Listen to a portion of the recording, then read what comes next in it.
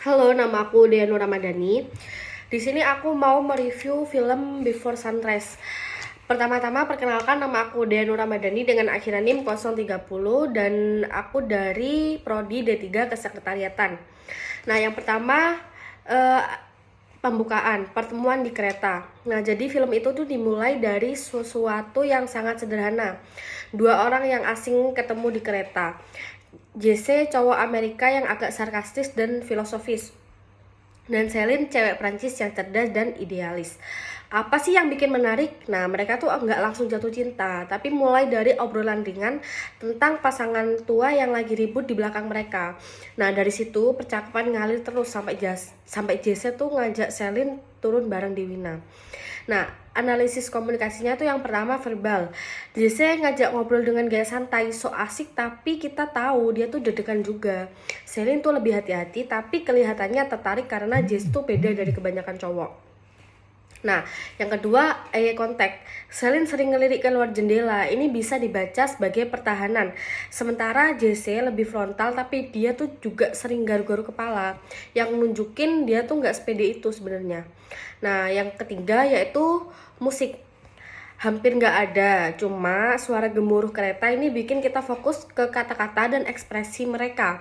Simple tapi efektif banget. Nah, yang kedua yaitu di pertengahan film,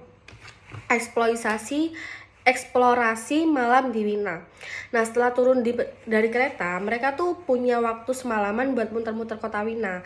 Mereka ngobrolin banyak hal tentang cinta, kehidupan, mimpi, trauma masa lalu, bahkan hal-hal random kayak reinkarnasi dan politik. Nah, beberapa adegan kuncinya yaitu yang Listening Booth, lagu Come Here. Mereka masuk ke toko musik dan dengerin lagu Come Here karya Kat Bloom. Yang pertama tuh eye contact. Awalnya tuh mereka saling ngehindar, tapi saat lagu bagian chorus mereka tuh mulai saling curi pandang gitu. Nah, kita bisa lihat jelas kegugupan, ketertarikan, dan rasa penasarannya mereka. Yang kedua yaitu jarak fisik. Boothnya tuh sempit, jadi mereka tuh otomatis kan deketan. Nah, yang menarik, mereka tuh nggak sentuhan langsung, cuman bahunya tuh nyenggol. Itu cukup buat ngebangun tensi. Nah, yang ketiga yaitu liriknya. Yang ketiga tuh musik. Liriknya tuh kayak cerminan perasaan mereka. You do not have to be alone. Nah, lagu ini tuh jadi titik dimana kita tahu hubungan mereka tuh mulai lebih dari sekedar obrolan. Nah, yang kedua yaitu telepon bohongan Celine. Nah, Celine itu pura-pura telepon temennya, padahal dia tuh cuma mau ngatur jarak atau mungkin ngetes situasi. Nah, nada suaranya tinggi, cepat, nggak natural. Nah, bahasa tubuhnya dia muter-muter kabel, mainin rambut, dan gerakannya tuh gelisah. Kita bisa tahu kalau dia tuh gugup, mungkin mulai takut perasaannya jadi terlalu dalam. Nah, yang ketiga yaitu ngobrol di taman. Nah, di sini tuh obrolannya mulai lebih serius. Jesse cerita soal orang tuanya tuh cerai dan gimana itu ngubah pandangannya tentang cinta. Nah, komunikasi verbalnya Jesse tuh ada jeda sebelum ngomong hal penting, dan ada suaranya tuh lebih lembut dan lebih jujur. Eye contact ke Celine, dia tuh kadang-kadang ngelirik ke bibirnya Jesse pas dia tuh ngomong. Ini tanda fisik attractionnya yang muncul, tapi nggak vulgar, justru subtil dan elegan. Nah, yang keempat yaitu ketemu penyair di jalanan. Seorang pria tua bikin puisi spontan buat mereka. Nah, isinya tuh puitis banget. Yaitu dia adalah bintang jatuh dan dia adalah sungai. Nah, respon mereka tuh Celine terharu, Jesse cuma diem aja tapi senyum kecil. Makna adegan ini tuh semacam kayak momen refleksi, bukan cuma tentang puisi, tapi mereka tuh sadar, hubungan kita tuh beneran udah dalam ya gitu. Nah, klimaksnya tuh menjelang subuh. Makin dekat ke pagi, waktu mereka main terbatas, dan di titik ini hubungan mereka udah nggak bisa dibilang sekedar kenalan. Nah, karena yang pertama tuh mereka tuh main pinball. Jesse tuh bilang, mungkin kita nggak bakal ketemu lagi. Nah, ini kayak bentuk pertahanan diri. Dia tuh takut kecewa, makanya mending nggak usah berharap. Nah, yang pertama tuh eye contact Celine. Dia balas tatap tajam dan jawab, jadi lo nggak pengen ketemu gue lagi gitu. Maknanya tuh di balik percakapan ini tuh ada rasa takut tapi juga harapan. Nah, yang kedua itu ada di tidur di rumput. lihat bintang-bintang di langit gitu. Nah mereka tuh berbaring dan Celine tuh nyeletuk kayak kita udah temenan 10 tahun dalam satu malam. Nah body language-nya tuh Jesse tuh pelan-pelan narik tangannya buat deketin Celine, tapi nggak langsung pegang, ada jeda yang sunyi tapi bermakna. Pesan emosionalnya tuh sunyi, itu bukan karena nggak ada yang mau dikatakan, tapi karena mereka tuh saling paham. Nah penutupnya perpisahan yang menyesakkan. Pagi tuh datang, mereka harus balik ke kehidupan masing-masing.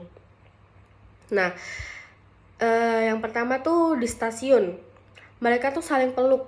Jesse bilang dia sayang, Celine bilang jangan bilang itu, nanti gue nangis gitu. Tapi air matanya tuh udah keluar. Yang kedua itu montes akhir. Kamera tuh ngasih kita lihat tempat-tempat yang semalam mereka kunjungi, sekarang udah kosong. Musiknya tuh lagu Vienna, fiktif mengiringi, dan suasananya itu jadi nostalgik banget. Nah maknanya tuh momen mungkin sudah lewat ya, tapi kenangannya tuh masih tetap hidup. Nah hal-hal yang bikin film ini spesial tuh dialognya tuh natural banget. Banyak dialog yang ngacak, topiknya loncat-loncat, tapi itulah yang bikin kayak nyata. Nah banyak jeda juga, ketawanya canggung, bahkan salah ngomong.